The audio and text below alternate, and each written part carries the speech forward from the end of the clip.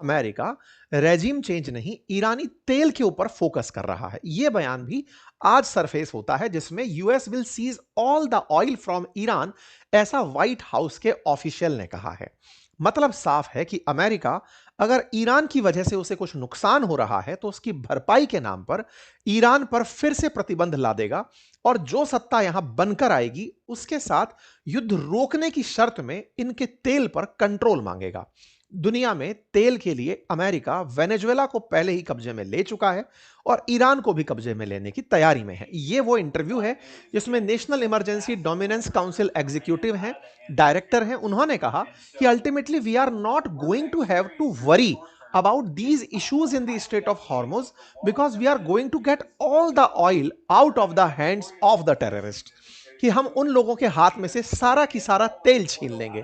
अर्थात regime change फिर से एक बहाना था, ईरानी तेल असली निशाना था जो दुनिया में थर्ड लार्जेस्ट रिजर्वायर ईरान के पास है। जैसा मैंने आपसे कहा कि आज भी दुनिया की बहुत सी रिफाइनरी गुपचुप तरीके से ईरान का तेल परचेज करती हैं, जिनमें सबसे ज्यादा परचेज चाइना करता है, लेकिन बहुत सी रिफाइनरी अलग अलग टैग से, शैडो फ्लीट से ईरान का ऑयल खरीदती हैं। यही कारण है कि लगभग $47 बिलियन का आज भी ईरान तेल बेचता है। उस ईरान के तेल की खासियत जब कंपेयर की जाती है तो कुछ ऐसे है कि ईरान का oil as transparent as useful, वहीं दूसरा वेनेजुएला का तेल एकदम गाढ़े कीचड़ जैसा है, साफ करने में सबसे ज्यादा खर्चा आता है। अमेरिका के तेल को भी साफ करने में खर्चा आता है और ईरान का तेल रेडीमेड प्रकार का है, बस हल्का सा रिफाइनरी यूज और इसको काम में ले पाते हैं। यही कारण है कि जब क्रूड ऑयल की कीमतों की चर्चा होती है तो क्रूड ऑयल तो एक ही भाव पर नाप देते हैं, उस ब्रेंट क्रूड ऑयल के अंदर ईरानी तेल सबसे एफिशिएंट रिफाइनरियों के लिए रहता है। तो अमेरिका असल में तेल के लिए यह मेहनत कर रहा है। यह बात आज खुद व्हाइट हाउस के ही national energy dominance council executive director के बयान से दुनिया के सामने आई। अर्थात दुनिया को यह बताकर हमला करने की नीति कि हम सत्ता परिवर्तन चाहते हैं, हम इसलिए कि ये डेथ टू अमेरिका बोलते हैं, ये इसलिए कि इनके पास न्यूक्लियर वेपन है, उन सब से इतर ये यहां के तेल के लिए इस देश पर भी हमला किए हैं। ये साफ साफ यहां पर आज स्थापित होता हुआ दिखता है। ईरान क्या कर रहा है? खमनेई के चले जाने के बाद ईरान अपने सबसे पहले सुप्रीम लीडर को ही अनाउंस नहीं कर पा रहा है। कल तक जो खबर थी कि खमनेई के बेटे को ही इन्होंने सुप्रीम लीडर बना दिया है, उस खबर में आज सत्यता के ऊपर क्वेश्चन मार्क खड़ा इस बात का कि सुप्रीम लीडर का यह नाम अनाउंस नहीं करेंगे। संभावित लोगों में नाम है क्योंकि अमेरिका सुप्रीम लीडर अनाउंस होने के तुरंत बाद ही उसको भी निशाना बना लेगा। इसीलिए अमेरिका अपनी स्टैंड देता है और कहता है कि हमारे बिना बताए किसी को सुप्रीम लीडर मत बनाइएगा, सत्ता हम डिसाइड करेंगे कि ईरान में कौन चलाएगा। खैर, इस बीच में अपडेट आता है कि ईरान ने हाल ही में युद्ध के 8वें दिन सऊदी अरब, यूएई और जॉर्डन में तैनात अमेरिका के terminal high altitude area defence, जिसे थाड़ कहते हैं, उस सिस्टम को निशाना बनाया। थाड़ बिल्कुल S-400 समझिए, और S-400 अमेरिकी S-400 में, जिस तरह से आपको पहले भी कहता आया हूं, और अमेरिका के जो तैनात 5-7 सिस्टम है उनमें से एक को इन्होंने निशाना बना दिया है। लेकिन इस निशाने को बनाने से पहले ही ईरान की तरफ से एक माफीनामा भेजा गया था साथ के देशों को कि सुनो यार, हम आप पर हमला नहीं करना चाहते। कुछ वीडियो फुटेज है, हम उसकी सत्यता पुष्ट नहीं करते, कि इस तरह से थोड़ा कियोस क्रिएट हो रखा है, आपाधापी लोगों में हो रखी है मिडिल ईस्ट के अंदर। ये तस्वीरें निकल कर आ रही हैं तेहरान टाइम्स की तरफ से। तेहरान यानी ईरान की तरफ से जो भी हमले हो रहे हैं उसके चलते मिडिल ईस्ट के अंदर जो अरब लीग के देश हैं, इनके विदेश मंत्री ऑनलाइन बैठक करने जा रहे हैं।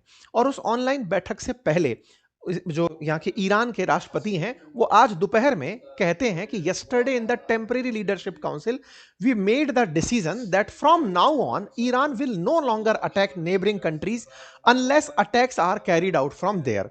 बोले हम लोगों ने कल की एक बैठक बुलाई थी, उसमें ये डिसाइड किया कि ईरान आप लोगों को अब नहीं मारेगा। ये खबर दोपहर तक निकल ही रही थी और शाम होते होते, यानी कि आपका जब सेशन में करने जा रहा था उससे पहले खबर निकल कर आती है कि दुबई के एयरपोर्ट पर, जिसका नाम दुबई इंटरनेशनल एयरपोर्ट है, उस पर शहीद ड्रोन जो है ईरान का आकर के फटा है।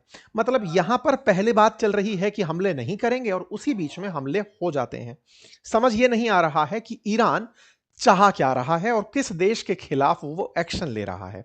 कुल जमा अर्थ केवल इतना है कि अमेरिका के मतलब अगेंस्ट ईरान शांत नहीं बैठने वाला है, और जहां तक बात हो अपने सुप्रीम लीडर की, तो वो अमेरिका को उसे भी घोषित नहीं करने वाला है। अमेरिका अपनी तरफ से आने वाले समय में हमले करेगा, ये संभावित है। लेकिन एक चर्चा और है कि ईरान को रूस के द्वारा इंटेल दी जा रही है, खुफिया जानकारी दी जा रही है कि कौन सी जगह पर आप हमला कर सकते हो, क्योंकि ईरान का सैटेलाइट सिस्टम गड़बड़ाया हुआ है। इस बात को जब अमेरिकी राष्ट्रपति से पूछा गया तो वो थोड़ा उखड़ गए।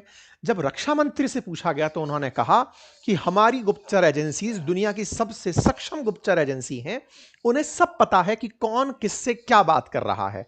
अगर कुछ ऐसा होगा तो ट्रंप सीधा वर्ल्ड लीडर्स को बात करके बोल देंगे कि उन्हें ऐसा नहीं करना चाहिए। कुल मिलाकर अमेरिकी एरोगेंस चरम पर है। सुरक्षा के नाम पर अमेरिका ईरान को पूरी तरह बर्बाद करने की तरफ निकला हुआ है। ईरानियंस का बयान यह है कि हम सरेंडर नहीं करेंगे। कब तक नहीं करेंगे? जब तक हम शहीद नहीं हो जाते। या तो हम जीतेंगे या शहादत को प्राप्त होंगे।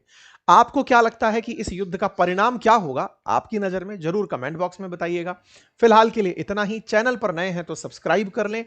हमारे कोर्सेज जिनमें हमने आपको तमाम एनिमेटेड वीडियोस बनाना, कंटेंट राइटिंग करना, इमेजेस बनाना, स्क्रिप्ट राइटिंग, जो चीजें सिखाई हैं वो कोर्स आपके लिए उपलब्ध है, लेकिन इसके ऊपर से ऑफर फिलहाल खत्म हो गया है।